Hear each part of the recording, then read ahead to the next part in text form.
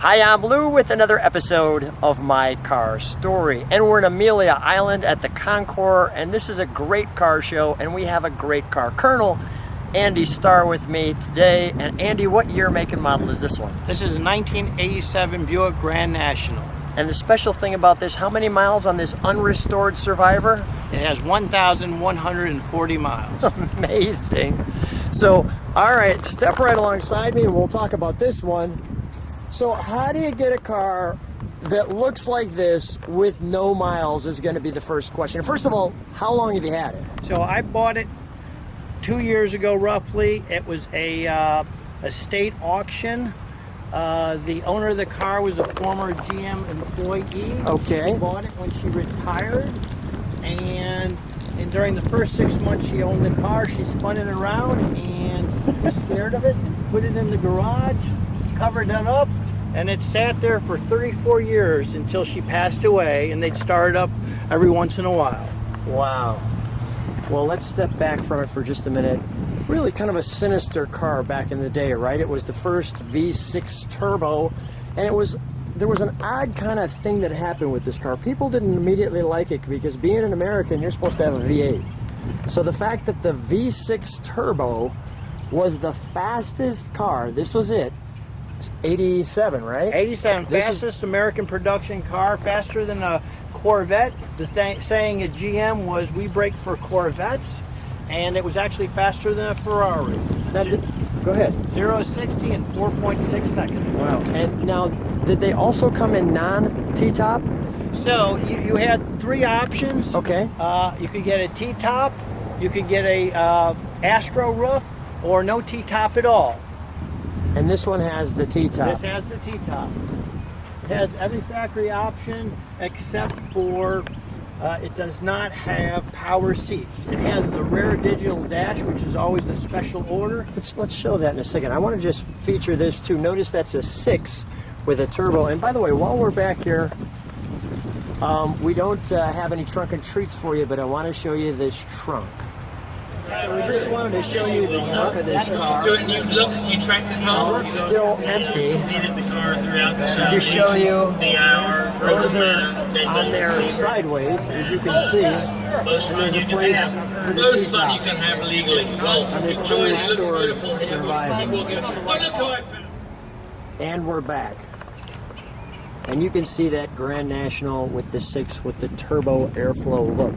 I want to just go right back for a second and show something on the wheels. Now you've got GNX wheels on this. How did that happen? Correct. So the car, when I bought it, had 1,031 miles, and it sat for over 30 years. Yeah. And so again, the tires were not safe, and so we pulled off the originals and put them in storage, and we put the GNX rims on, because the bottom line, the GNX rims were 16 by 15 inch.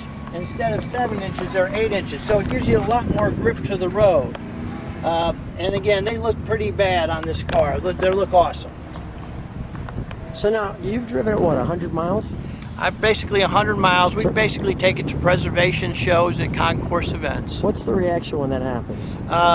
Like today here at Amelia Island, I think we did in excess of 25 interviews. Wow. And had multiple videos of the car. It's a huge, popular car, and the fact that we took this thing and took it out of mothballs and have it fully operational is pretty amazing. It is pretty amazing. Let's go.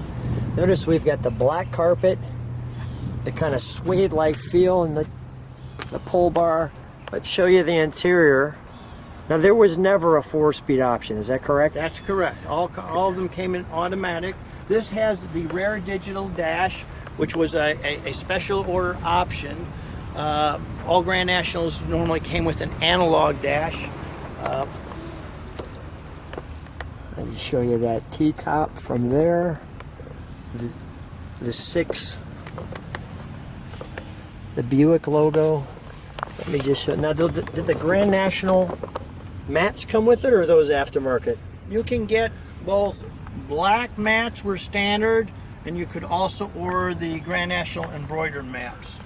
And when that digital dash turns on, I'll look over your shoulder, and the turbo 3.8 liter, the rear defogger, So the options were the digital dash, the T-tops, and what else? It's got concert sound. It's got Concert whoopers sound. and tweeters. It's pretty loaded. The interesting on the digital dash, because they also sold this in Canada, you could either have it set for U.S. or you could have it set for Canadian. For Canadian. So right now it's actually set for Canadian, so everything's in kilometers. Is that right? Okay. Let's take a look under the hood, shall we? The intercooler.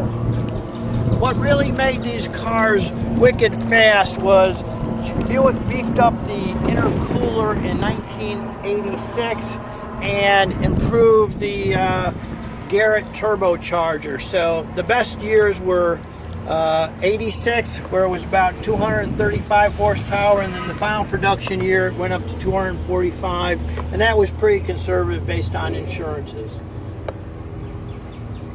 Everything underneath here is original.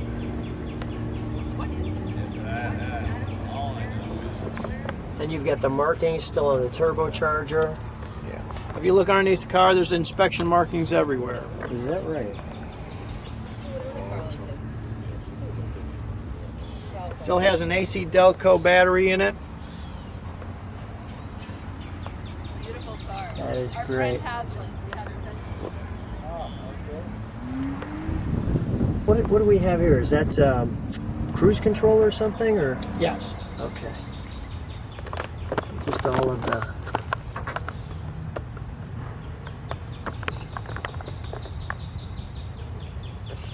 Engine oil fill.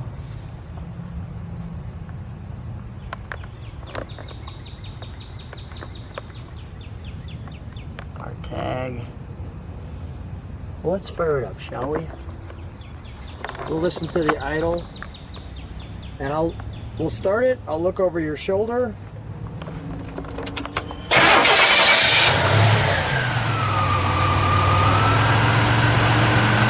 That's smooth. The original exhaust system Yeah. on this car, because it sat for 34 years and they just started up, because it wasn't level, the center pipes, going back to the muffler, had rusted out. Yeah. So we took off all the original stuff we could salvage and we put that in storage, and it has a MagnaFlow custom exhaust system Got it. I'm listening. made specifically for this car. So there's our digital dash. There's